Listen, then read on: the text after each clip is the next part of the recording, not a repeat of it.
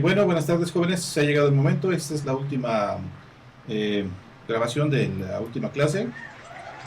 Gracias, no es necesario, pero bueno, vamos a dar por terminado el curso con el tema de trastornos o neoplasias mieloproliferativas. Hace algunas clases mencionábamos la presencia de síndromes mielodisplásicos y hay síndromes o trastornos mieloproliferativos. Anteriormente se llamaban así, actualmente se conocen como neoplasias mieloproliferativas y antes se englobaba también en esta categoría a la leucemia mieloide crónica. Actualmente ya no se considera dentro de este grupo como tal, sino es una entidad aparte. Las neoplasias mieloproliferativas se caracterizan porque, como su nombre lo indica, la serie mieloide se replica rápidamente. Cuando hablamos acerca de la leucemia mieloide aguda, mencionábamos que hay dos tipos de mutaciones que se requieren para el desarrollo de la neoplasia. El primero es el bloqueo de diferenciación.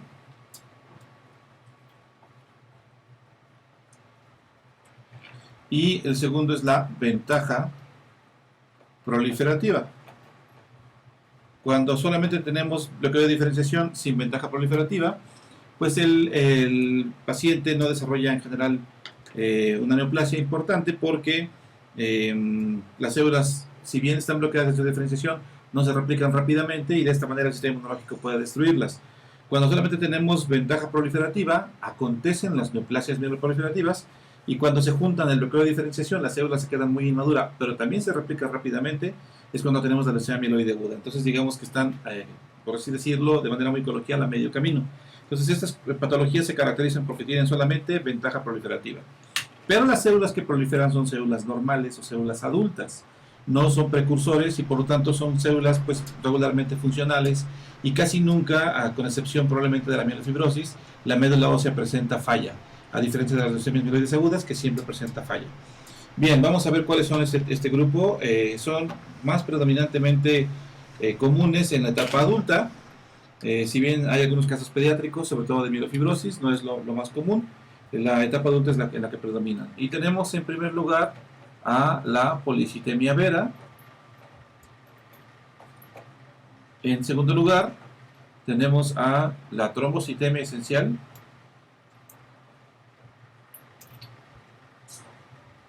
Luego tenemos a la mielofibrosis idiopática con metaplasia mieloide.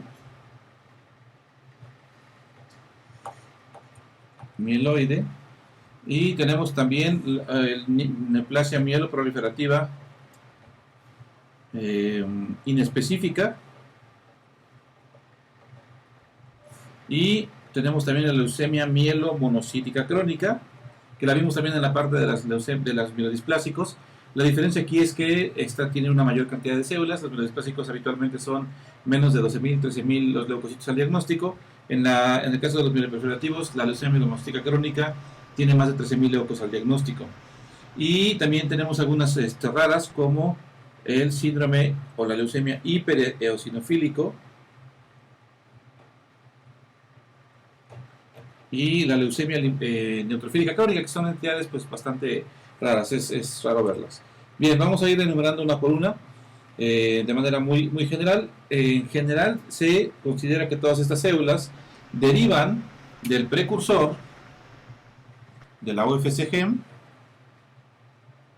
viene la línea clonal desde ahí, pero insisto, no se quedan en una etapa primitiva de la maduración, sino que siguen madurando y solamente proliferan de forma muy acelerada.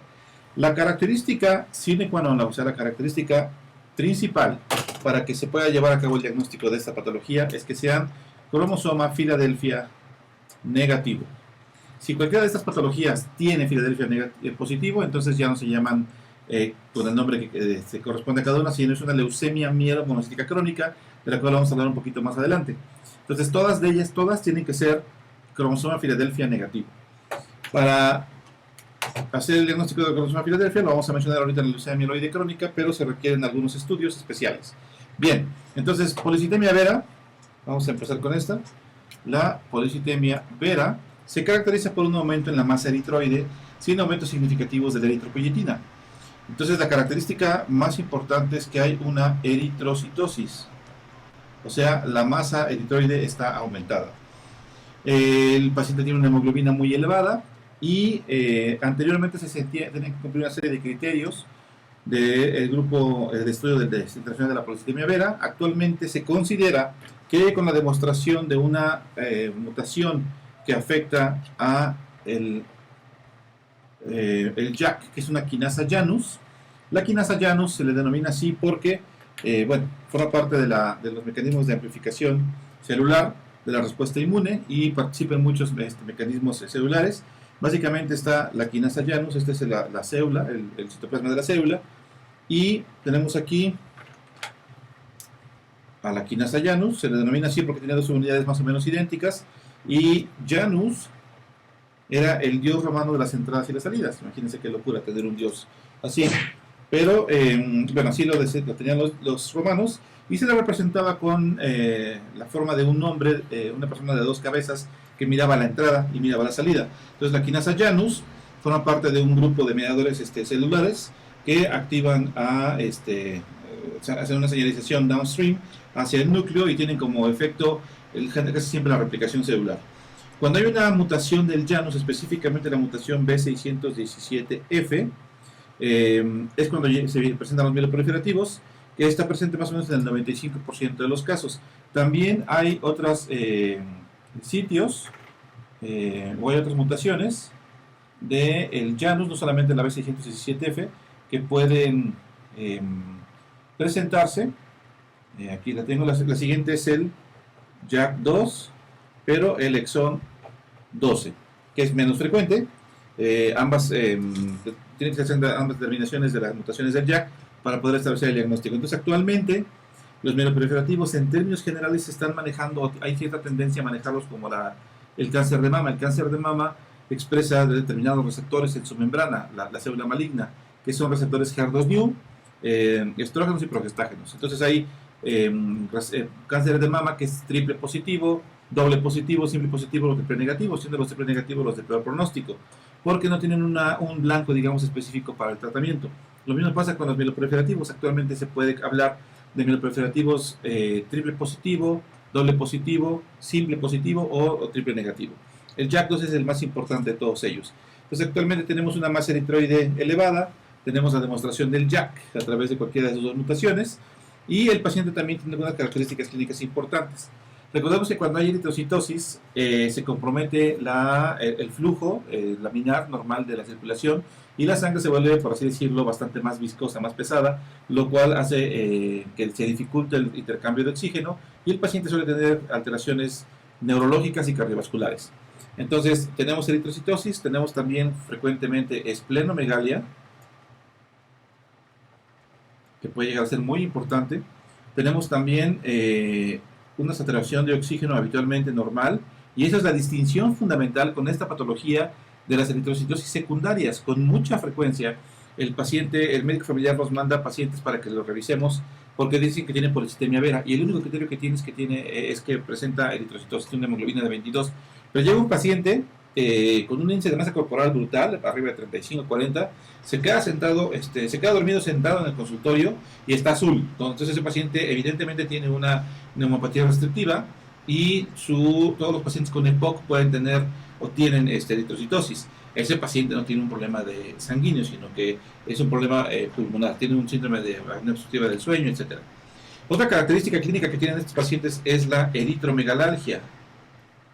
La eritromegalalgia es el ardor, el dolor intenso que tiene el paciente en la punta de los dedos con frecuencia. Entonces esos pacientes pues tienen el cuadro clínico característico, el crecimiento del vaso, tienen mucha hemoglobina, o sea, la controla de la anemia, tienen una saturación de oxígeno normal y tienen eritromegalalgia. Entonces le hacemos una determinación, una gasometría arterial, le podemos hacer también, por ejemplo, una espirometría para saber si no tiene un patrón restrictivo o obstructivo pulmonar. La gasometría nos va a decir si está hipoxémico el paciente, y si esos pacientes están normales y tienen un JAK2 positivo, es un paciente que tiene policitemia vera. Entonces, cuando hacemos el diagnóstico, a estos pacientes básicamente necesitamos dar prevención de trombosis, que es uno de los eventos característicos de los mieloproliferativos. Hacen mucha trombosis, entonces podemos utilizar antiagregantes plaquetarios con relativa seguridad, Y actualmente disponemos de medicamentos que afectan específicamente o atacan específicamente al JAK. Antes al paciente se le ofrecía, por ejemplo, esplenectomía o se le daba hidroxiurea para bajar la cantidad de las células. Actualmente, si es posible, porque es muy caro, al paciente se le da ruxolitinib. El ruxolitinib o Jakavi, como inhibidor del JAK, es un fármaco que tiene laboratorios Novartis que inhibe específicamente a el JAK y ha demostrado una utilidad muy importante en este tipo de pacientes. Es muy caro, 20 miligramos andan como en 120,000 pesos la cajita. Entonces, si no, estos pacientes debemos de controlar la cantidad de células. Y eso lo hacemos a través de la utilización de hidroxiurea o bien en otras ocasiones se utilizaba interferón. El problema del interferón es que provoca un síndrome que se llama flu-like, que el paciente se siente mal, como si estuviera gripado todo el tiempo. Entonces, el cumplimiento es realmente muy pobre porque el paciente no se lo quiere tomar. Bien, una cosa que no debemos hacer en estos pacientes es darles aporte de hacerles una sangría.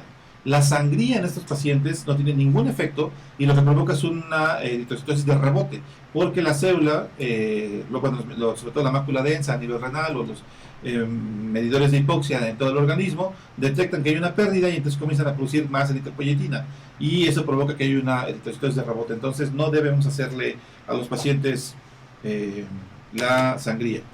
Bien, luego tenemos la trombocitemia esencial. La trombocitemia esencial es un diagnóstico de descarte, se caracteriza principalmente porque hay un aumento significativo en las plaquetas y habitualmente el paciente no tiene eritromegalalgia, no tiene esplenomegalia, solamente tiene un incremento aislado de plaquetas que puede llegar a ser muy importante.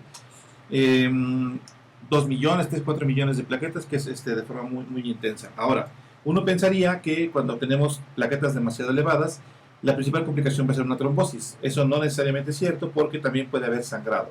Y eso lo vimos en el principio del curso cuando hablábamos del síndrome de los tres chiflados, que es que las plaquetas, cuando los tres chiflados quieren pasar a través de una puerta, se estorban entre ellos y no pueden pasar. Lo mismo pasa acá. Las plaquetas no interactúan de forma adecuada. Cuando vimos hematopoiesis y hablábamos de la función plaquetaria, recordemos que las plaquetas tienen que establecer una unión molecular entre su glicoproteína 1B9, el colágeno subendotelial y el factor de von Willebrand. Cuando hay tanta cantidad de plaquetas, esta interacción no se lleva a cabo de forma adecuada y el paciente sangra. O bien, una vez que ya se formó la adhesión plaquetaria, las plaquetas tienen que interactuar entre sí y formar el tapón hemostático a través de su glicoproteína 2B3A y el fibrinógeno que se expresa ahí. Para de esa manera formar el tapón hemostático. Eso también está comprometido y entonces el paciente también puede sangrar. Ahora, ¿qué paciente sangra y qué paciente se trombosa? Bueno, todos los pacientes que tienen factores de riesgo cardiovascular para trombosis lo van a conservar y esos pacientes van a hacer trombos más frecuentemente. Generalmente se considera a los pacientes que pueden tener un riesgo bajo o un riesgo elevado, dependiendo del género. Los hombres nos trombosamos bastante más que las mujeres. Entonces el género masculino es riesgo alto, género femenino es riesgo bajo.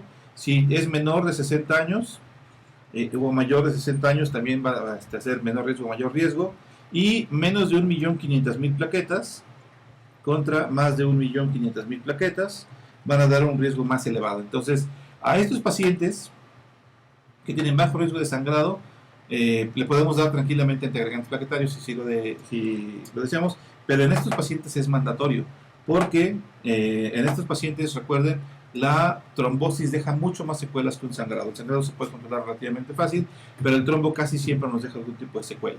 Entonces la trombocitemia esencial va a haber prácticamente solamente una elevación aislada de las plaquetas y tenemos que descartar otras causas de trombocitosis como procesos inflamatorios crónicos, deficiencia de hierro o sangrados crónicos, que suelen ser la causa más frecuente. He tenido oportunidad de ver pacientes que tienen anemia o sangrados crónicos que tienen 2-3 millones de plaquetas y uno juraba que iba a ser una trombocitemia esencial y resulta que no. Al resolver ese problema de la anemia o el sangrado, las plaquetas bajan como por arte de magia. Entonces, trombocitemia esencial también puede también puede ser expresar JAK2, aunque habitualmente no lo pedimos como parte del protocolo diagnóstico, y porque es una patología que básicamente, si cuidamos bien las complicaciones de trombosis o sangrado, no nos da mayor problema. Antes de continuar avanzando, vamos a hablar de las otras dos alteraciones moleculares que se presentan en los mieloproliferativos. Bien, antes de continuar, vamos a hablar de los otros dos mediadores moleculares o características moleculares que acompañan a los mieloproliferativos. Ya quedamos que el primero de ellos es mutaciones del JAK, todo el JAK2. En segundo lugar tenemos a el gen CMPL. El gen CMPL codifica los receptores de tropopoyetina y también cuando tiene mutaciones suele tener repercusiones en la ventaja proliferativa. Y por último, el gen de la calreticulina. Entonces, cuando nosotros queremos hacer la caracterización molecular de los pacientes, habitualmente hacemos este workup, este protocolo, para saber cuál de ellos se está expresando. El que tiene específicamente un blanco, que es un blanco terapéutico, es JAK2 a través del ruxolitinib. Ok, continuando con el otro mieloproliferativo, vamos a hablar de la mielofibrosis. Es la mielofibrosis con metaplasia amiloide. ¿Qué es lo que pasa ahí? Bueno, aquí tenemos a nuestro huesito y aquí adentro está el espacio medular y vamos a ver de este lado que está lo normal, de este lado está la fibrosis. En el espacio normal, como ya hemos platicado anteriormente, pues tenemos muchos grumos, así es la médula ósea, pero en la fibrosis tenemos algunos sitios y el resto está fibrosado, como su nombre lo indica. Esto habitualmente se debe a un incremento en la actividad de los megacariocitos, en la fibrosis, y bueno, se caracteriza inicialmente o generalmente por citopenias. Todos los mieloproliferativos en general dan muchas células y habitualmente al principio puede dar un poquito de incremento de células, pero lo característico es que dé citopenias. Entonces ustedes se imaginarán que cuando nosotros hacemos un aspirado de médula ósea, hacemos el aspirado, pues no vamos a tener nada, se le llama aspirado seco. El aspirado de médula ósea es seco. ¿Qué otras patologías me dan aspirado de médula ósea seco, aparte de la mielofibrosis? Bueno, también la tricoleucemia, o leucemia de células peludas. Y otra característica que me da la mielofibrosis, aparte del aspirado de médula ósea seco, es que, bueno, esta no va a tener los tricolinfocitos. Los linfocitos peludos son los linfocitos que tienen prolongaciones citoplasmáticas, que se ve el citoplasma como deshilachado. En la inmensa mayoría de los casos hay otra variante morfológica en la que emiten prolongaciones citoplasmáticas mucho más gruesas, pero lo característico es verlo así deshilachado. Tiene también esplenomegalia. ¿Por qué los pacientes con mielofibrosis tienen esplenomegalia? Cuando empieza a haber falla de la médula ósea, se empieza a echar mano de órganos que ya tuvieron una función hematopoyética, pero que en este momento, en la etapa adulta, no le están haciendo. Y el inmediatamente anterior, recordemos nuevamente hematopoiesis, es el vaso. Y a veces también el hígado. Pero entonces el vaso comienza a tener metaplasias. Ya sabemos que metaplasia es la sustitución de un tejido maduro por otro, sobre todo tipo epitelial, y comienza a producir los elementos formes de la sangre, del vaso. Pero el vaso no está diseñado para eso, su función es otra en la etapa adulta. Entonces comienza a producirlos de forma deficiente, no alcanza y hay citopenias. Además, estos pacientes, aparte de esplenomegalia, también suelen tener lo que se llama dacriocito. El dacriocito es un glóbulo rojo en forma de gota o de lágrima, de ahí la acepción de dacrio. Y otra cosa que tienen también los pacientes es reacción leucoeritroblástica. La reacción leucoeritroblástica, recordemos, es la presencia de precursores mieloides y eritroides en la sangre periférica, de células que habitualmente no deben estar ahí y que en este caso están presentes. ¿Dónde vemos esos casos? En mielofibrosis, en mieloptisis y en algunas sepsis muy graves. ¿Y de qué células estamos hablando? Bueno, metamielos, promielos, mielos y normoblastos, que no son células normales en la médula ósea. Entonces, ¿qué hacemos para estos pacientes? Bueno, la combinación de citopenias, aspirado seco, dacriocitos y reacción leucoeritroblástica nos hacen sospechar la presencia de una fibrosis.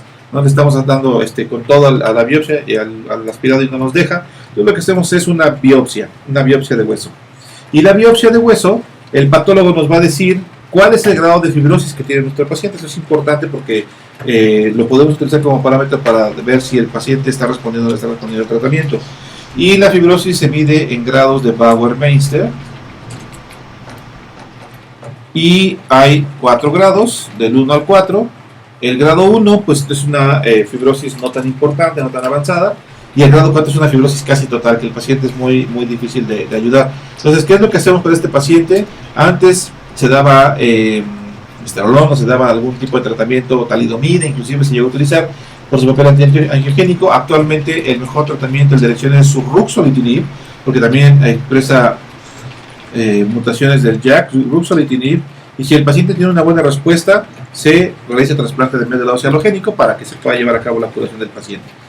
Entonces siempre hay que considerar el diagnóstico diferencial a una tricoleucemia. Esa da otro tipo de manifestaciones, sobre todo por los linfocitos que no se ven en la médula ósea, sino se ven en la sangre periférica, pero este es un aspirado típicamente seco. Bien, ahora con respecto a los otros trastornos neoplasias mieloproliferativas, tenemos al síndrome hipereosinofílico.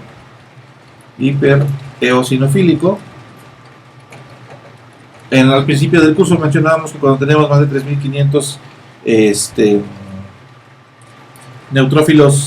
eosinófilos totales, ya puede comenzar a haber cierto grado de daño orgánico por la proteína básica mayor, la cardiotoxina y la neurotoxina que expresa el eosinófilo. Y en este caso el paciente comienza a tener una elevación muy importante. Aquí habitualmente puede haber translocaciones entre el cromosoma 15, 5 y el 12. Y aquí el oncogen que se caracteriza es el el receptor del factor de crecimiento derivado de plaquetas. Esto es lo que caracteriza casi siempre el síndrome hipereosinofílico. Hace ya casi más de 2 décadas, algunos laboratorios comenzaron a investigar inhibidores de este tipo de receptor, que es un receptor de nucleosinquinasa, y descubrieron imatinib. Imatinib fue descubierto inicialmente como un inhibidor del síndrome hipereosinofílico, y oh sorpresa, después de algunos, esta es una enfermedad extremadamente rara. En 15 años de hematólogo he visto a lo mejor unos 20 casos.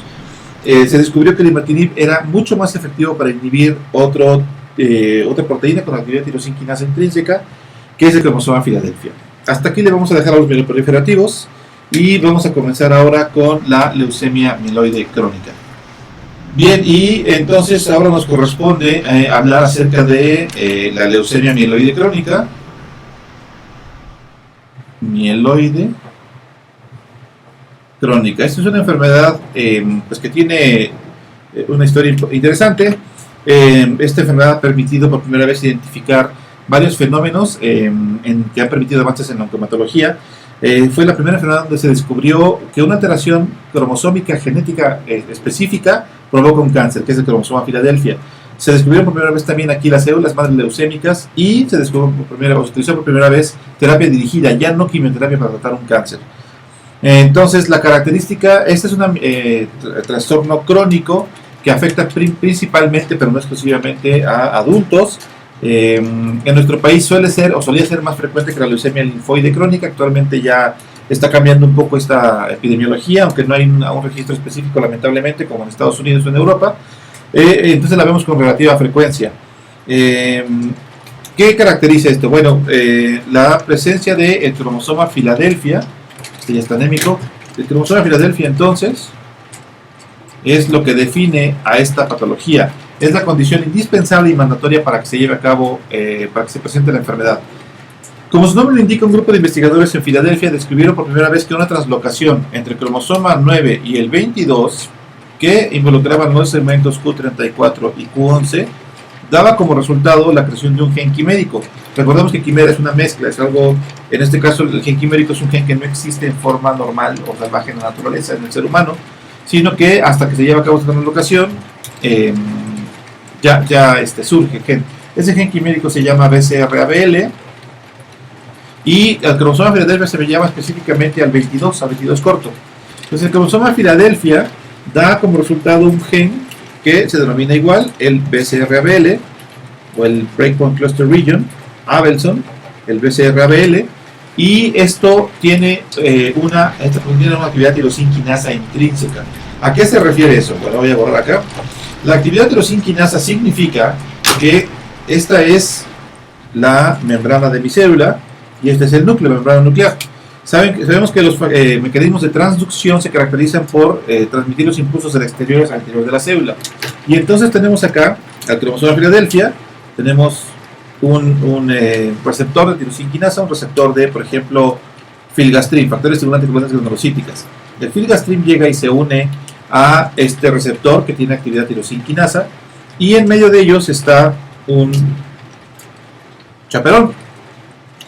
¿Qué es lo que pasa cuando llega el factor de crecimiento o cualquier tipo de estímulo para esto? Que remueve al chaperón y entonces permite la unión entre las dos subunidades. Si las unidades son iguales, se van a denominar, por ejemplo, alfa o beta, ambas subunidades, y si son distintas, esta tiene por aquí alguna cosa distinta, pues puede ser una subunidad beta o una subunidad gamma o una subunidad delta, etc.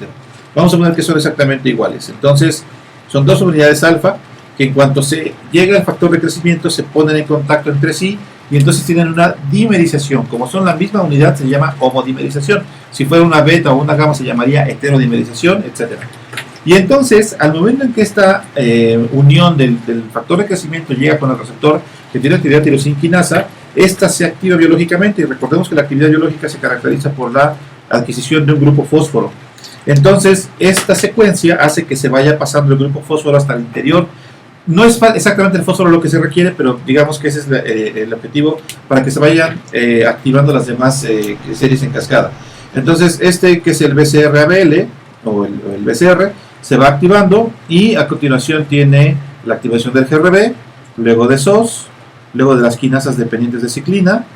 Les prometo que esto no se los pregunto en el examen, hasta que finalmente llega el estímulo al interior del núcleo.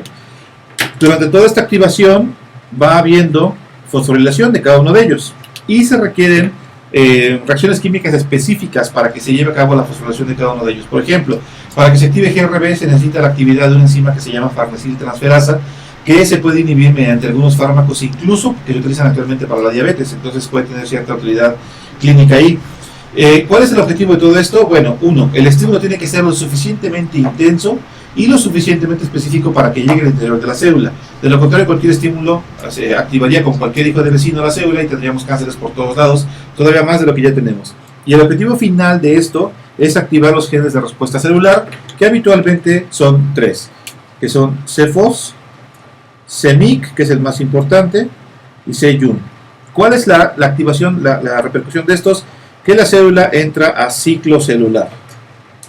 Y cuando hablamos, por ejemplo, de Filadelfia en la linfoblástica, habíamos visto que cuando esto se presenta, el resultado es muchas células, o sea, hay una leucocitosis.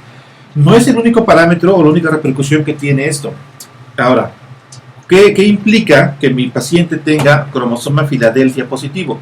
Que tiene una actividad tirosinquinasa intrínseca, que cuando tiene actividad tirosinquinasa intrínseca no requiere de ningún estímulo del exterior.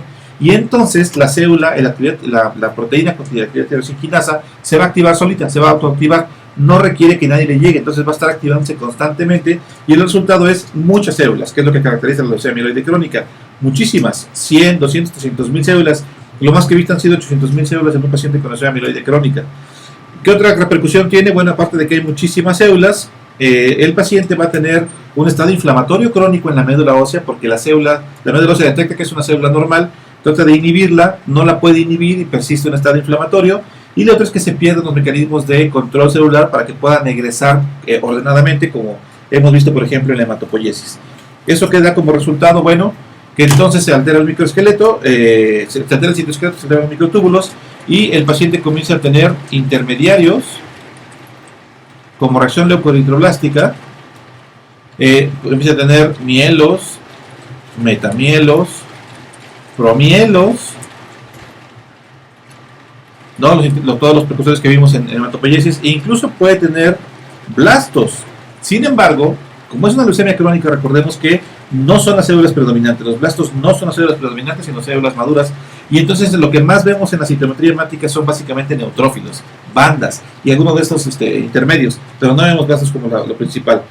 Y bueno, la fibrosis también es importante, que van a desarrollar posteriormente, como vamos a ver a continuación. Bien, entonces el cromosoma Filadelfia es la condición absoluta para poder llevar a cabo el diagnóstico. ¿Cuál es la historia natural de la enfermedad para esto? Bueno, aquí vamos a ver que tenemos el evento leucemogénico y luego tenemos una fase crónica de la leucemia, que es donde diagnosticamos más del 80% de los pacientes.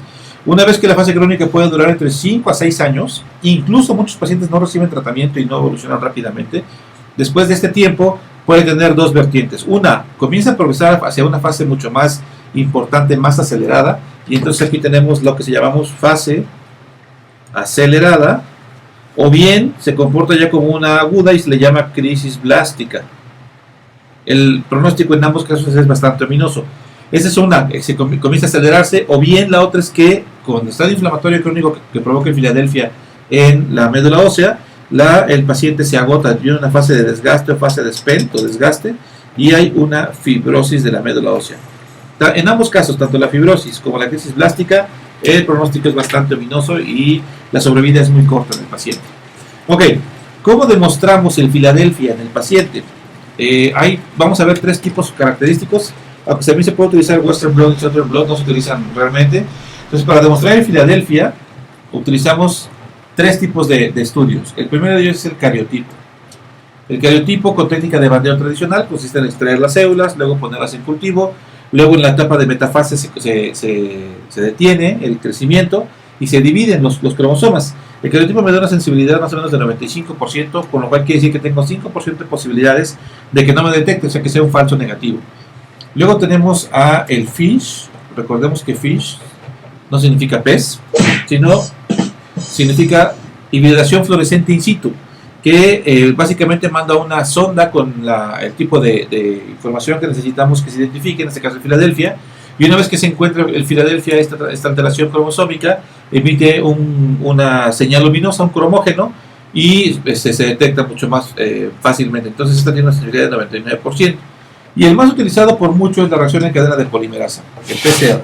El PCR tiene una sensibilidad del 99%, es capaz de detectar una célula anormal entre 500 y 100.000 células, es muy sensible, y hay dos tipos.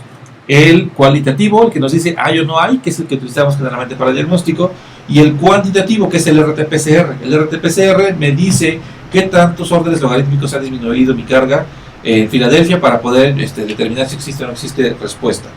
Ok, entonces a los pacientes habitualmente les hacemos cariotipo y PCR. FISH casi no utilizamos. ¿Por qué? Porque, cariotipo, la ventaja que tiene es que, aunque no es tan sensible, nos permite identificar otras alteraciones cromosómicas que no se identifican a través del PCR. El PCR nada más nos dice si hay o no hay Filadelfia, pero el cariotipo sí nos permite identificar otras alteraciones cromosómicas que pueden llegar a ser de utilidad en la vigilancia del paciente.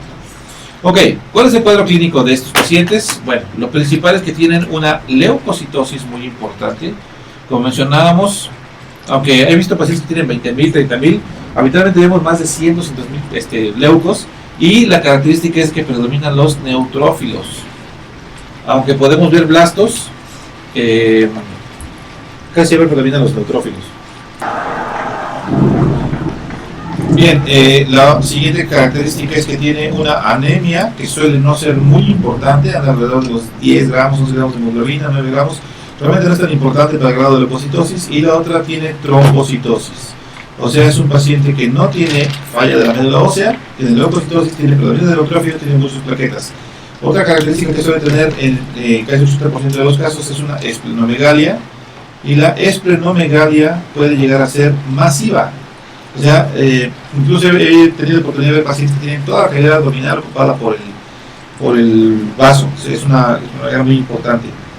Anteriormente hacíamos aspirado de médula ósea para parte del protocolo. Actualmente, cuando hay mucha cantidad de leucos, se pide el cromosoma Filadelfia ahí, en cualquiera de los estudios o de los métodos que hemos escrito para identificar el Filadelfia, y con eso suele ser más que suficiente. También se utilizaban escalas como escala de Sokal para hacer el valor de riesgo o la medición del riesgo. Todavía se sigue haciendo, y respecto al tratamiento,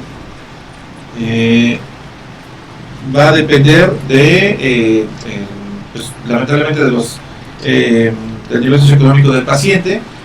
Puede ser una enfermedad muy cara. Vamos a ver el costo de los medicamentos. Se me estaba pasando. Antes de eso, vamos a mencionar rápidamente los criterios para la fase acelerada y la crisis blástica. ¿Cómo sabemos si el paciente está en cualquiera de estas fases? Es muy raro que el paciente debute en estas fases. Su lesión crónica, casi todos debutan en la fase crónica, pero también es posible ver que empieza la enfermedad así. Para la fase acelerada tenemos que puede haber fiebre no relacionada a infección. Cuando el paciente le damos tratamiento, cede la esplenomegalia y otra vez regresa a la esplenomegalia. Es también otro parámetro de fase acelerada. Cuando hay más o menos un 20% de los forever alone de la sangre, los basófilos o eosinófilos, también es un criterio de fase acelerada. Otra es la evolución clonal. ¿Qué es evolución clonal? Evolución clonal es la presencia o la aparición de alteraciones cromosómicas adicionales a la que dio origen a la enfermedad. Por ejemplo, cuando nosotros hacemos el diagnóstico y hacemos un cariotipo, nos reportan que corresponde a un 46XY T922 Q34Q11, lo que significa que es un masculino que tiene una translocación Filadelfia. Ese es el inicio. De repente el paciente comienza a perder la respuesta del tratamiento y entonces ahora aparece todo esto, pero además, por ejemplo, aparece un ISO17, un isocromosoma 17. Esto es un marcador o un predictor de evolución hacia crisis blástica. Entonces, reitero que es la evolución clonal, la aparición de alteraciones cromosómicas adicionales a la que dio origen a la enfermedad. También puede haber nuevamente trombocitosis, o sea, aumento de las plaquetas, ¿no? Y pues básicamente son los más importantes. Y de crisis blástica, básicamente tenemos aparición de sarcoma granulocítico. Esto se tiene que estar a través de una biopsia, o bien más de 20% de blastos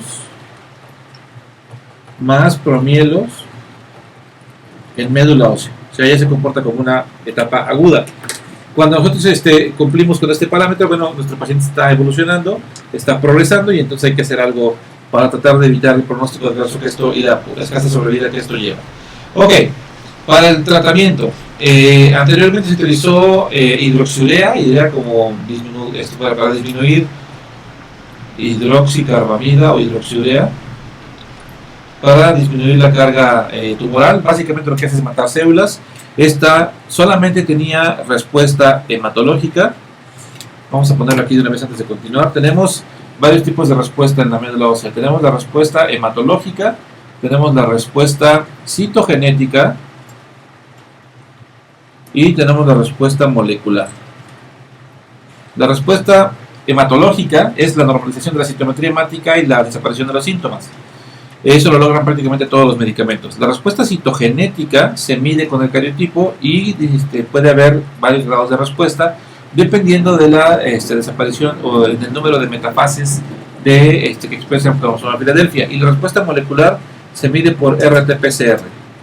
No es el objetivo de la clase, es saber cada una de las distinciones, respuesta citogenética mayor, menor, o respuesta molecular completa, etcétera. Básicamente hay que mencionar que pues actualmente ya se mide a nivel molecular la respuesta de este paciente, o sea, se aspira incluso a curar por primera vez en la historia sin quimioterapia a este tipo de patologías. Bueno, después de la hidroxicarbamida o de la hidroxiurea o incluso del busulfán que se utilizaba en algunos de los pacientes, esto solamente da respuesta hematológica, no da respuesta citogenética, ni respuesta molecular. Vino el interferón por ahí de la década de los 80. El interferón sí provocaba respuestas hematológicas, pero también llegó a provocar 14% de respuestas citogenéticas. Y entonces todo el mundo comenzó a hacer muchas celebraciones porque dijeron, ya encontramos la cura para el cáncer. Es la primera vez que a través de un medicamento podemos revertir una alteración citogenética, que es el Filadelfia. Entonces empezaron a haber muchos congresos, etcétera, y finalmente se descubrió que no era suficiente. Luego vino el imatinib. El imatinib, este fármaco que mencionábamos que fue diseñado específicamente para el hipereosinofílico, se descubrió que tenía actividad muy importante contra la tirosinquinasa y por primera vez se logró respuesta hematológica, respuesta citogenética y respuesta molecular. Estos pacientes empezaron a través de un estudio muy importante que es el estudio IRIS-N, que fue, entre otras partes, iniciado en Andy Anderson, en Houston, por el doctor Javo Cartaya y por Jorge Cortés, un médico, un hematólogo mexicano, que ahorita es el jefe si no me recuerdo, de oncología de la Universidad de Filadelfia, de Pensilvania, perdón. Entonces, ellos empezaron el estudio y hasta la fecha, 20 años después, más de 20 años después, todavía 6, 7 de cada 10 pacientes que empezaron a tomar tratamiento lo siguen tomando. Como mencioné, tiene alteraciones, respuestas moleculares, eso es muy importante, pero el problema es de que hay pacientes que no lo toleran o hay pacientes que pierden la respuesta. Y eso empezaron a darse cuenta porque los pacientes primero respondían muy bien y luego dejaron de responder de forma adecuada. ¿Cómo funciona el imatinib? Vamos a suponer que este es el cromosoma Filadelfia, si fuera un esquema tridimensional con algo sólido, y que aquí en esta curvatura que vemos acá es la bolsa para el ATP. Ahí se llama bolsa de ATP. ¿Qué es lo que hace el imatinib? Lo que hace es competir por y entonces antes de que llegue el ATP se pone aquí el imatinib. Entonces llega el ATP y dice, ¿qué pasa? Y dice, pues ni modo, te fuiste y ya te ganaron tu silla. Entonces el cromosoma Filadelfia, si bien puede ser inhibido, tiene varios mecanismos de respuesta de defenderse para que haya ATP. El primero de ellos es la mutación, y entonces en la mutación ya no ingresa de forma adecuada el imatinib. Hasta la fecha descritas 27 mutaciones, la más importante de todas es la G315I, para la cual pues en general solamente existe ponatinib para poder solventar o hacerle frente a la mutación.